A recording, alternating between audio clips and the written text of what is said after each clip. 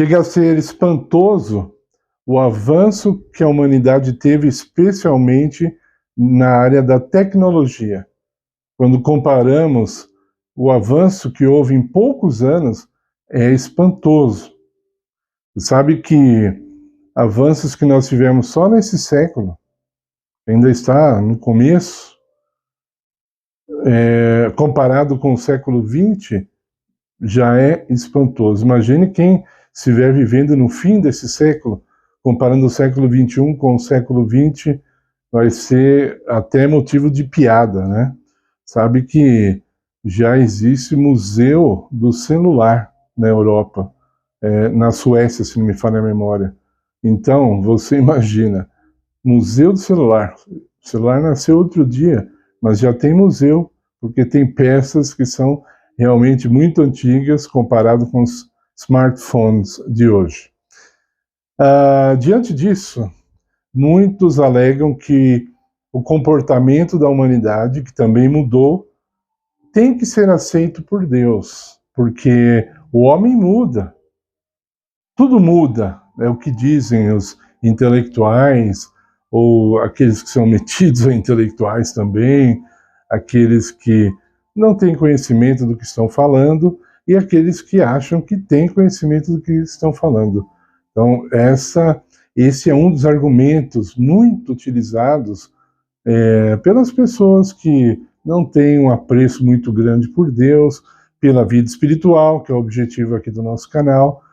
E a influência dessas pessoas é tão grande que até mesmo nas igrejas, que deveriam ser um centro espiritual para as pessoas, essas ideias são cada vez mais aceitas, né?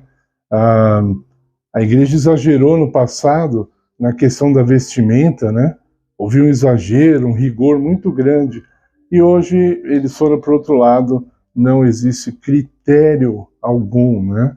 Então, a pessoa se apresenta com uma vestimenta diante de Deus que ela não teria coragem de aparecer com aquela mesma vestimenta diante do Papa, por exemplo, que é o maior líder mundial do nosso planeta, certo? Então, a pessoa não teria coragem de se vestir daquela forma, né? Então, e Deus, como fica nessa história toda, né? E em Malaquias 3, verso 6, ele fala assim, eu, Senhor, não mudo. Eu não. Ele fez questão de nem passar isso para um profeta dizer, um apóstolo. Ele quis dizer, não, isso aí sou eu. Eu vou dizer direto. Eu não mudo. Então, nós estamos diante de um grande problema, né? Muitas vezes, quando uma pessoa necessita mudar e a família dela fica ali, de certa forma, acariciando os defeitos de caráter dessa pessoa, uma frase que nós usamos com respeito aos nossos familiares, especialmente aos nossos filhos, que nós não queremos que ninguém aponte defeitos aos nossos filhos, e também, e principalmente, a nós mesmos, nós dizemos assim, esse é o meu jeito.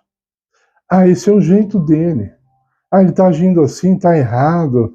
Isso não é de acordo com a vontade de Deus, mas é o jeito dele.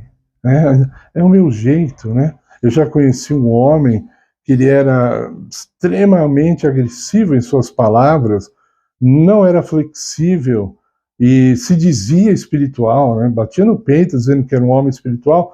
O que ele dizia era assim, eu sou descendente de italiano. Então ele falava que isso era um ótimo motivo, uma ótima explicação para ele ser agressivo. Tá entendendo? Aí, se você fosse falar com a família dele, provavelmente falar, mas é o jeito dele. Olha, eu queria ser muito duro, talvez, no que eu vou falar, mas é o que a Bíblia diz. Nós não vamos entrar no céu do nosso jeito. Nós não vamos fazer parte do reino de Deus do nosso jeito. Ou nós aceitamos o jeito de Deus, que é o critério para morarmos em seu reino, ou nós não estaremos lá. Não duvide disso. Isso é verdade. Isso não muda. O caráter de Deus não muda. Suas regras e seus mandamentos não mudam, eles são eternos. A Bíblia faz questão de dizer sobre isso. Os mandamentos do Senhor são eternos. Ok? Olha para as leis de Deus. Comece sempre assim. Quando você está estudando o assunto, comece pelo que você conhece e vá até aquilo que você não conhece. Quais das regras da natureza que Deus mudou? Desde quando a matemática foi descoberta, não inventada, porque ela não foi inventada, ela foi descoberta, desde que a matemática foi descoberta, mudou alguma coisa? Mudou as regras? Ah, era, antes 2 mais 2 era 4, agora é 5, né? Tem gente fazendo isso aí, né? Quer dizer que você não pode julgar, né? Tudo hoje é assim, não, você não pode julgar. A pessoa, eu quero ver quando chegar na hora do vestibular e a pessoa começar a recorrer com o advogado falando assim, olha, eu acertei, aí o professor que corrigiu a prova, não, você errou. Não, de acordo com a sua opinião, professor, eu estou errado, mas eu não vejo desse jeito, eu vejo do meu jeito. E do meu jeito, essa resposta aqui está certa e o senhor tem que aceitar. E aí vem o advogado e vai começar uma briga jurídica, né? Imagina que interessante.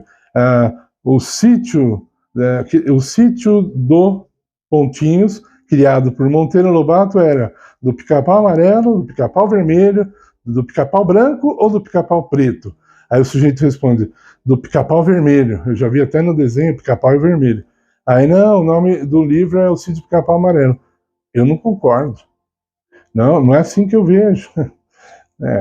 Será que nós vamos chegar a esse ponto? Parece que sim, viu? Tá difícil. As coisas são difíceis. Os argumentos que têm sido levantados por pessoas até ditas cristãs, está ficando difícil. Muita coisa, muita ignorância. E é terrível ver a ignorância de uma pessoa tão culta, inteligente, né? A pessoa começa a dar passos para trás, né? Uma hora eu vou contar uma história verídica sobre esse assunto de se afastar de Deus e começar a aceitar coisas banais. Mas, eu repito, Deus quer, é claro isso na Bíblia, claro, Ele quer nos transformar.